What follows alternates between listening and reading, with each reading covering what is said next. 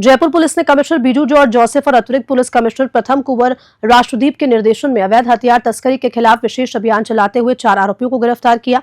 Police ने इनके पास से 5 देसी पिस्टल, एक 12 बोर बंदूक और 375 जिंदा कारतूस बरामद किए।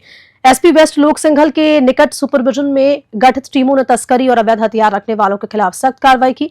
इस अभियान के तहत जयपुर पश्चिम पुलिस ने झोटवाड़ा वृत्ताधिकारी सुरेंद्र सिंह के निर्देशन में डीएसटी प्रभारी गणेश सैनी व करधनी थाना प्रभारी सवाई सिंह के नेतृत्व में कार्रवाई को अंजाम दिया। इस अभियान के दौरान पुलिस ने 4 अलग अलग मुकदमों में 4 आरोपियों को गिरफ्तार किया। डीसीपी वेस्ट अमित कुमार ने मामले पर क्या कहा, देखिए इस रिपोर्ट में। आज जयपुर कमिश्नरेट में एरिया डोमिनेशन के तहत श्रीमान सीपी साहब के निर्देशन में चारों जिलों में ये अभियान चलाया जा रहा था, जिसमें जितने भी बदमाश थे आर्म्स एक्ट के, एनडीपीएस एक्ट के, एक्साइज एक्ट के, चोरी नकबजनी, इनके खिलाफ एक अच्छी खासी आसूचना पर आधारित एक अभियान चलाया गया, जिसके अंतर्गत हमारे वेस्ट जिले में भी इस तरह का अभियान चला। उसी अभियान में जब आर्म्स एक्ट के जो कार्य में लिप्त इस तरह के हार्डकोर अपराधी हैं या उनसे जुड़े हुए लोग हैं, उस पर लगातार निगरानी रखी जा रही थी। उसी में हमारे डीएसटी के एक कांस्टेबल हैं कोमल, उनके इनपुट पर और बाद में फर्दर और इनपुट डेवलप होने पर ये कार्रवाई हुई, जिसमें अर्ली मॉर्निंग से ही करधनी थाना क्षेत्र के अलग अलग हिस्सों में जब रेड की गई तो 4 बदमाशों को गिरफ्तार किया गया। इनके कब्जे से 5 पिस्टल, एक 12 बोर गन और 375 कारतूस मिले हैं, जिसमें 2 12 बोर के, बाकी 373 हैं वो पिस्टल के कारतूस हैं। इसमें एक मुख्य मुलजिम जो है वो उत्तम भदौरिया करके है, जो एमपी के भिंड का रहने वाला है। बाकी अन्य 3 मुलजिम जो हैं नेत्रपाल सिंह है, धर्म प्रताप सिंह है और उत्सव है। इनको जो हथियार सप्लाई दिए गए उसमें इनपुट ये है कि इसी जो एमपी से लाने वाला मुलजिम है इसके द्वारा दिए गए। बाकी अन्य मामलों में अनुसंधान जारी है। जो इनसे रिकवरी हुई है, जो उत्तम जो मुख्य मुलजिम है जिसने एमपी से लाकर यहाँ सप्लाई करने के भी तथ्य आए हैं, उसे 3 पिस्टल बरामद हुई हैं। इसके अलावा 50 कारतूस और एक 12 बोर बरामद हुई है। जो नेत्रपाल है उससे एक पिस्टल बरामद हुई है। धर्म प्रताप सिंह जादौन जो है उससे 300 कारतूस के आसपास बरामद हुई है और जो उत्सव है उससे 13 कारतूस बरामद हुए। तो इस तरह बड़ी संख्या में हथियार और जो कारतूस है वो मिले हैं।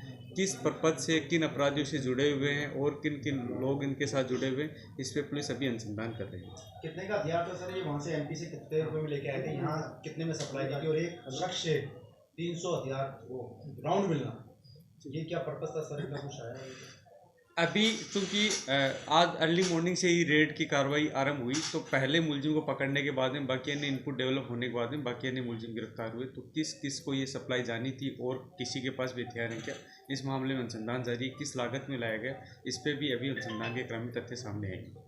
सर ये चारों का पुराना वो क्रिमिनल रिकॉर्ड, जैसा कि मैंने अभी बताया, ये सारी कार्रवाई अर्ली मॉर्निंग से लेकर अब तक की, इनका क्रिमिनल रिकॉर्ड संबंधित राज्यों से और संबंधित जिला पुलिस से खंगाला जा रहा है। इसके साथ ही कुछ हमारे, अगर हम ये भी तलाश कर रहे हैं कि ये यहाँ कहाँ रह रहे थे, अगर इनमें से कोई भी अपराधी अगर कहीं भी किराएदार की भूमिका में रहना पाया जाता है तो हम मकान मालिक के खिलाफ 223B के तहत कड़ी विधि संगत कार्रवाई करेंगे।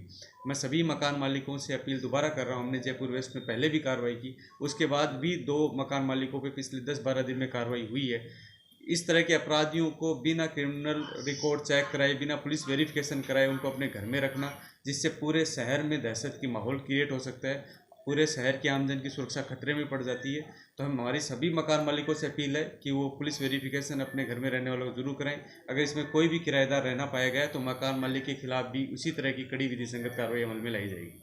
सर क्या एक्शन होता है, जैसे कोई वेरिफिकेशन नहीं करता तो उसके खिलाफ मुकदमा होता है, सजा का प्रावधान है? 163 BNSS के तहत श्रीमान सीपी साहब के यहाँ से एक आदेश निकला हुआ है, जिसमें शहर में हुए कई सारे अपराध जो किराएदारों ने किए, जिनका क्रिमिनल रिकॉर्ड भी था, लेकिन मकान मालिकों द्वारा पुलिस वेरिफिकेशन नहीं कराने से उनको एक तरह की सहूलियत मिलती है। तो 163 के तहत ये आदेश निकाला गया है। समस्त मकान मालिकों को इस बाबत पाबंद किया गया कि वो अपने समस्त किराएदारों का वेरिफिकेशन करवा लें, ताकि आमजन की सुरक्षा में किसी तरह का खतरा उत्पन्न नहीं हो। इस आदेश की पालना करना समस्त सिटीजन का न केवल दायित्व है, बल्कि उनको इस रूप में वो उसको बाउंड डाउन किया गया है कि वो इसकी पालना करें। अगर वो पालना नहीं करते हैं तो 223B BNS के तहत उनकी 1 साल तक की सज़ा हो सकती है, जिसका इस्तगासा जो है वो माननीय न्यायालय में दायर होता है। तो हमने पहले भी इस तरह की इस्तगासे दायर किए और आगे भी इस तरह के दायर करेंगे।